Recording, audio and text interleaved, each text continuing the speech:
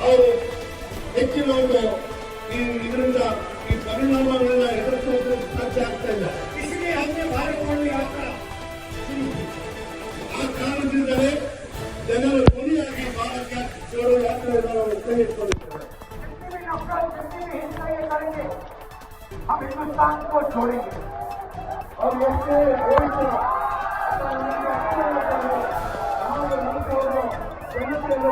और बेरोजगारी का